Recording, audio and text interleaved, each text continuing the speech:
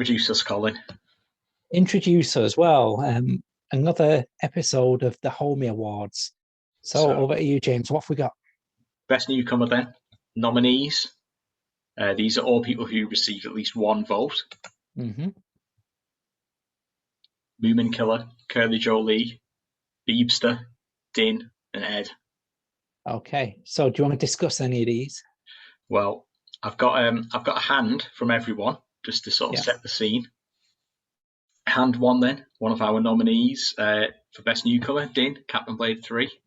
Yeah. Against another one of our nominees, Curly Jolie. Let's see how this one plays out. So far, so. Oh, right. So, Din flops it straight. Yep. Curly Jolie bet min raise. I think that's really good from Din, to be honest. There's a time and a place for a min raise, and that is the time and that is the place. Yeah. If you're ever going to be min raising, do it when you've got the nuts as well. Do it when you've got the nuts and on a rainbow board as well. Yeah, that is an absolute dream flop. And if you were in Curly Jolie's shoes? I mean, it's a sizable bet that he's putting. I mean, what's the blinds here? Is it 2-4? So yeah, it's a pretty sizable bet with I think the moment that Dim min raises there, you got two options. I think you got two serious options. Three if you want to be nuts about it, but you got two options of call and fold. Or you could shove in a big bet and hope that Captain Blade is bluffing. But is he ever bluffing with a min raise like that? It might have something like, I don't know, King 10. Yeah. But I think Curly Joe's in a spot of bother here. Agreed. He's especially in a spot of bother when this turn hits. Yeah. Give him two pair. Curly Joe leads for the half pot. Yeah, and I think again another min raise from that point. I mean, Curly Joe's probably thinking might have just outdrawn Ace Queen at this point. Given the size of the bets that Joe's putting in, I absolutely love Din's min raises here. I mean, if it put in a bet of 400 and then Din min raises to 800, I wouldn't be so enthusiastic about it. But because he is just min raise putting in, I think it's so good here. Agreed. Curly Joe calls, getting 5-1 pot odds. Oh, misses thank Christ! I thought we were going to get a jack or a 5. Too much of last week. That was last week. Yeah. Okay, so in terms of sizing then, 16,500 in the pot. There's 11,000 effective back. If Joe thinks he's winging, then he's got a push. If he thinks he's in front, Joe checks, so it's on Din to set the bet size. If it was me, I would go for about 7,000-8,000. And hope that the psychological aspects of that would entice Joe to call, knowing it's not on all-in. I don't know if Joe's ever calling an all-in here. Yeah, exactly. It's between that sort of somewhere between 5,000 and 7,000 bet and an all-in, isn't it? And I'm not sure which I would do. Din finds the best play though. I think shoves it in. Curly Joe pays him off. And Din just outplayed me there. He didn't leave a single penny on the table. No. Nicely done. Wins a pot of nearly 40,000 chips, puts them into a commanding chip lead with 5 players remaining. Yeah, that's more than everyone else has got combined. Got some Hungarian dessert wine here, and it's pretty damn good. Amazing. Nearly as amazing as Beebster's play on this pot. Wild Geese short stack, getting himself all in with 5s, dream flop. Yeah, I can't really argue with the all in at that point. I mean, given the blinds and everything. It's it's found a pair. Is shoved. And Perks So is being perked here. yes, checks through to the pre-flop raiser. The Colin, who puts in a continuation bet. I don't think you're going to get all these guys to fold on this one. Wonder what he had at this point. The calling. Some fish. I'm putting him on like ace king or something. Probably. Perks flat. Newman gets out of the way. Rocky gets out of the way. BB calls. With his gut shot. Which he hits. Which he hits. 6,000 chips back. Does the Colin get a bit shy here? He does. Typical BB move. The flat here with the straight. Yes. I mean, I think now's the time. Well, I think given the amount of chips he's left behind, they're all going in one way or another. There's no reason to not get them in on the turn, but they're going all in on the river. I'm absolutely sure. I hope they are. Yeah, he might be calling, trying to keep you in as well. So I think calling here is okay, given how big the bet is. Colin folds. River's a king. If you're in BB shoes here, I would shove. No other thing to do. I mean, I would hate the fact that a flush has come out, but given that there's that many chips in play, what do you think BB does? I think he checks. All right. He bet 700. He bet what is that? About 4% of the pot. Oh, now, classic BB. You know, I never like to fold when I'm getting good pot odds. He's getting 30-1 pot odds here. Yeah.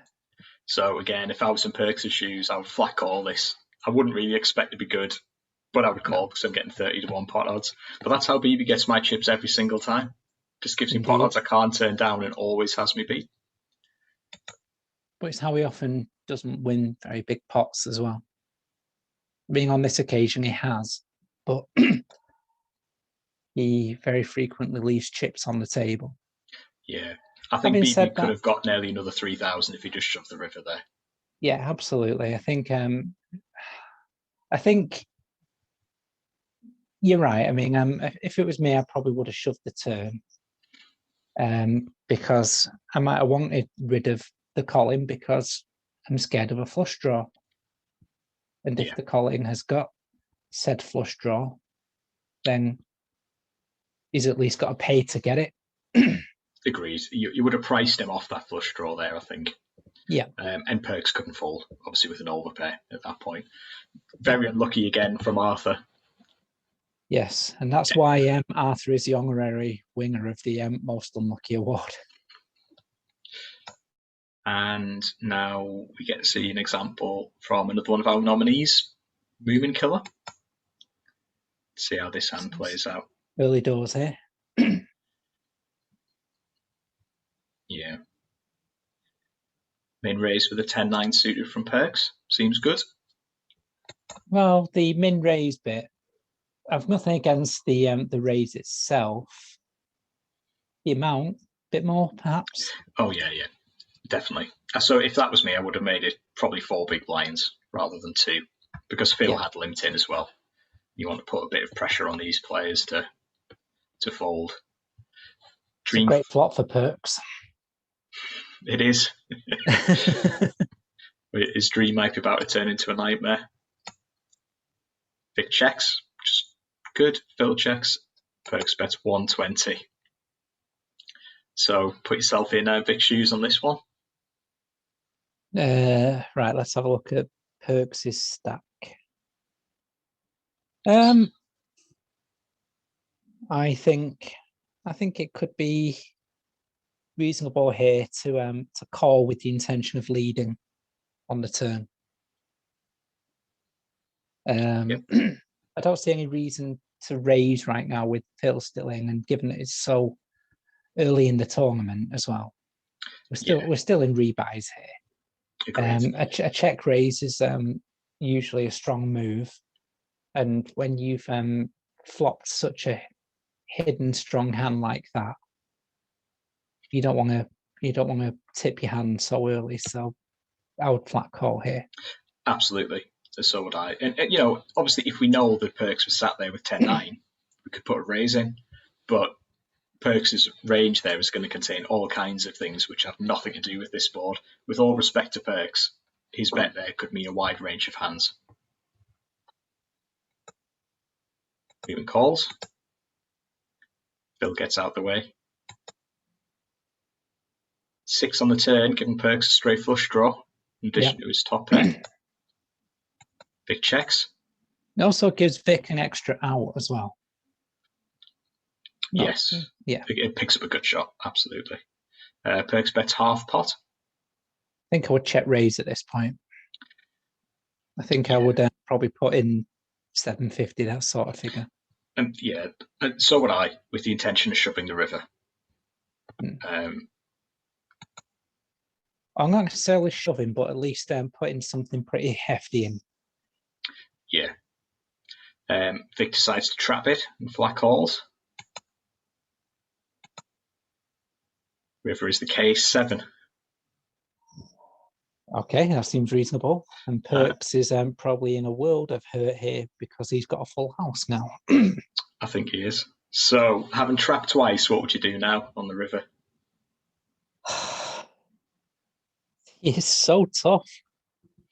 The bet almost says, look at me, I've got a 7. But the check almost says, you know, if you check and Perks checks back, you're like an absolute twat. So what can you do? It's a horrible situation. Yeah. I think betting small is okay because you might get, if you bet like 400, you might get paid off by some hands that are like ace high. Or Perks might bluff.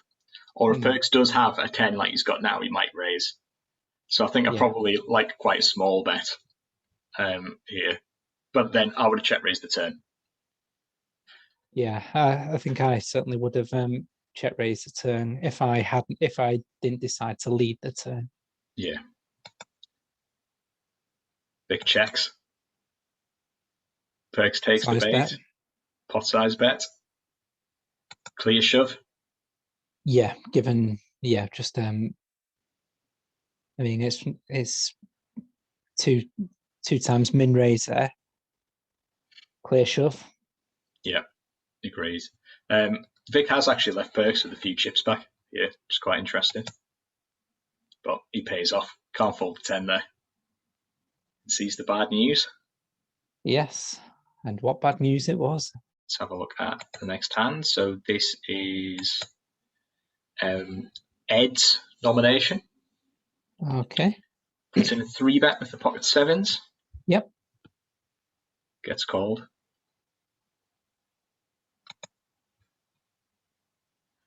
That's a pretty strong snatch at it from Curly Joe.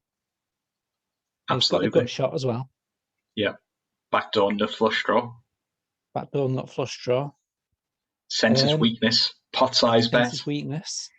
It's a good bet. Let's have a look.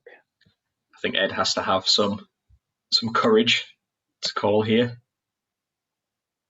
But you think there's an argument? Yeah. Do you think there's an argument for Ed shoving at that point, given the number of chips that Curly Joe's got? Or just min raising, which both equal the same thing? Yeah. I don't think it matters too much, if I'm honest. You think they're all going in one way or t'other? Some of the time, Curly Joe might have absolutely nothing and might fold and save those chips if you raise the flop. But by doing it this way, you give him the chance to bluff those chips in. So I think given that the chips are definitely going in anyway and you're in position, just calling's probably... Let him do it. I think I would call. I think it's slightly better, but it makes no difference, really, because, like, as you say, the chips are definitely going in. Curly Joe shoves, and well, Ed's not going to come this far and fold, surely. I hope not. Finds the call. It's a good call. It's not an easy situation that is in there. No, absolutely. I think Curly Joe makes those pot-sized bets on the flop fairly often, and I can't say that I've seen what he has lots of times, know this for sure, but sometimes those are bluffs, and sometimes those hands are top pair or a really good hand, and it keeps his opponents guessing, and I think that's a really good way to play poker. Yeah, absolutely. Let's be honest, if Ed had made that same line and Curly Joe just rolled over King Queen, then Ed's play doesn't look so inspired. No. But I think he had good instincts to know that some of the time Curly Joe is bluffing, so he does need to make a stand, and maybe sevens is a pretty good hand to make a stand on. Yeah, so I think they both played that hand pretty nicely. Yep. And let's have a look at our final hand from the nominations. This one is Curly Joe Lee, playing his Jack 9 off on the button. Flat calls, 2 to the flop. Bingo. Lord Perks leads out 2 big blinds, gets min raised. Yeah.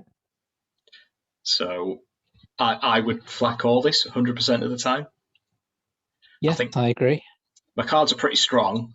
Curly Joe is saying that he's representing something better than Ace Jack, but bluffs are possible. So Queen 10 would be a good candidate, and some worse jacks, Jack Queen, Jack 10, Jack King could all raise. And Perks flat calls. Turn is the 5 of hearts. So again, I would 100% check here. The 5 of hearts isn't a particularly great card for the caller, and I wouldn't want to bet and get raised again. No, I think that once that first raise goes in, then alarm bells start.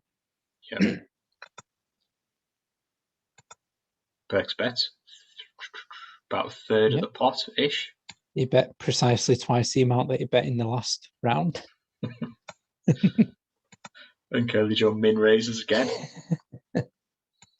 So Curly Joe, you might be thinking pocket queens here. Yeah, maybe so. And Perks flat. River brings a 9. On the face of it, looks like an okay card for Perks. I was going to say it's a terrible card for Perks. It's you know, if anything, it certainly strengthens Perks's hand. Unfortunately, it really strengthens Curly Joe's hand. Yeah. In good news for Perks, in a way, the draws have missed. So if Curly Joe Lee was in there on a straight draw, it's come to nothing. So I would check, let Curly Joe Lee bet, and given that I've only got a half pot size bet left, I think I would just pay this off. Because he might just have a busted straight draw. But I'm not loving life here. No, you're just not getting away from that Ace Jack. He leads. Curly Joe shoves. Perks pays him off. Yeah. I mean, think, I was going to say, I think Perks was master of his own downfall a little bit there. Yeah. I think sorry, I was going to say, I think Curly Joe did do well to get every single last chip out of that he could. So I think, you know, it was fortunate that the hand went the way it did, but what good's good fortune if you can't play the hand well? And I think he played that hand very nicely. So again, just to try and show a bit of analysis rather than just examples, this is the average number of ranking points per game the players have earned in the home game, and I've highlighted in yellow the players who are the nominees for Best Newcomer. Okay. So let's have a look. Vic is doing very well. Can you see the chart? I can indeed, yes. Excellent. So Vic's doing very well. It's a bit of an open question about whether we consider Vic to be a newcomer. or not?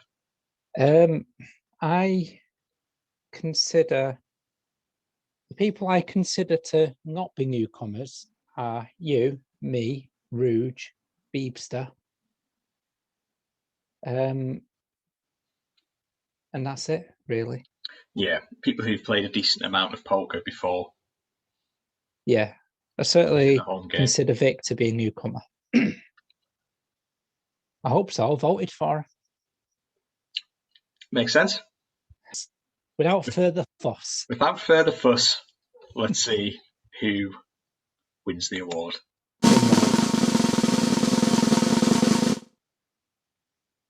Curly Jolie. So, Curly Jolie.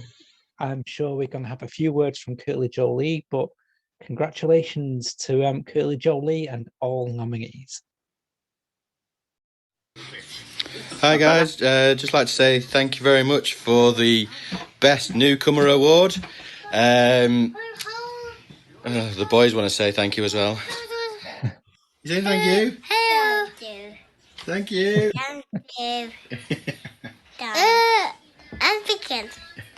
And I hope I win again tonight. Thank you very much. See you later. Bye. Well, congratulations, Joe, and pass our congratulations on to the boys as well, who've earned their place on the video. In a few years, when we might get out of lockdown, they're welcome to come and join us as soon as they're old enough. 12. 12? No, I was thinking more like 10. 10, yeah. More figures.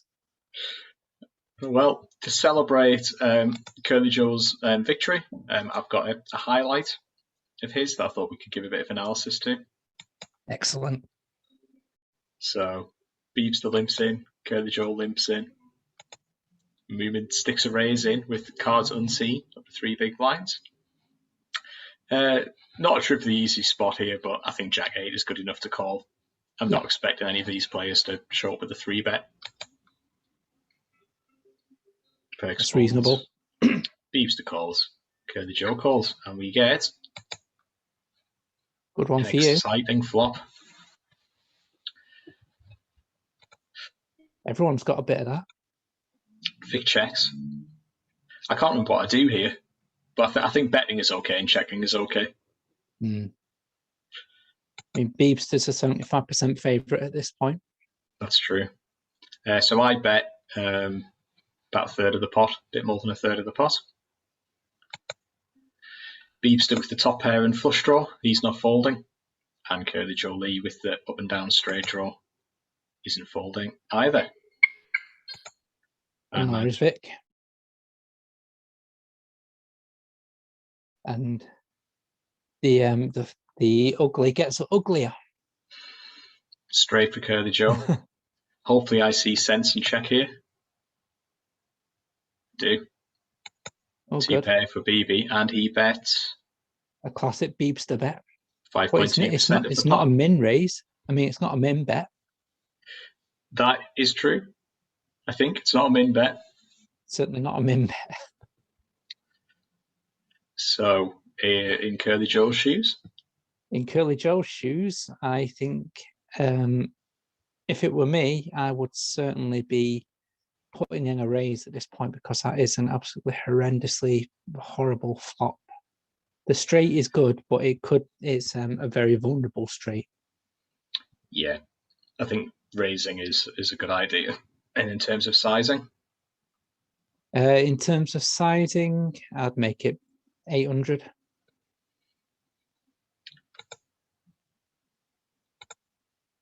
Curly Joe shoves. Fair enough. Can't argue with that. Giving me 1.84 to 1 pot odds, which I think a smaller bet I would have called here. Yeah. Trying to go for a flush. And whatever Moomin was on, I think the situation is similar. But given the size of this bet, there's no way I can be calling that off with just a flush draw, really. So what made you fold? That's given that you're a massive calling station, what made you fold at that point? Yeah, I wasn't certain to be behind, but it wasn't enough flush draw. And I wasn't that confident that hitting a jack or hitting an 8 would be good. Yeah. Because Curly Joe is kind of representing a 4. Admittedly, he's not going to have a 4 very often, because what kind of hands should he have there that contain a 4? Pocket fours. Pocket 4s. And or high some suited sort of 4s. set. Yeah. So I wasn't getting the correct pot odds, is the short answer.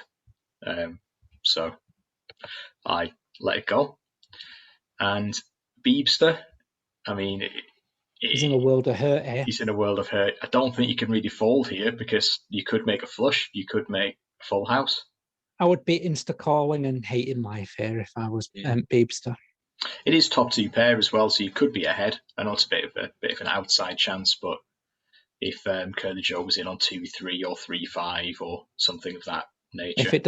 If it does go down, I mean, if it turns out that Curly Joe's got something like, let's say, Ace King of Clubs as well, and he's being quite cute, then you do have the one outer as well for the straight flush. Yes. If the flush does happen to it, so it reduces the number of flush outs. You've got your possible full house. So it's horrible for Beebster. I'm not going to say it's a bit of a bad beat, but I think it's a lot of a cold deck for him. Definitely. So call, hate life, rebuy. Ace on the river. And that's it. Curly Joe takes it down. Big pot as well. 7,000 made him tournament chip leader. I think, I can't quite see the time on this, but I think this was after rebuys, is it? No, 9:07 PM, just inside rebuys. Awesome. Well, congratulations to Jolie. Yeah, that was a fine hand, a good example of his sort of eclectic play and how he was able to maximize chips in that hand. So yeah, well done. Didn't leave any chips on the table.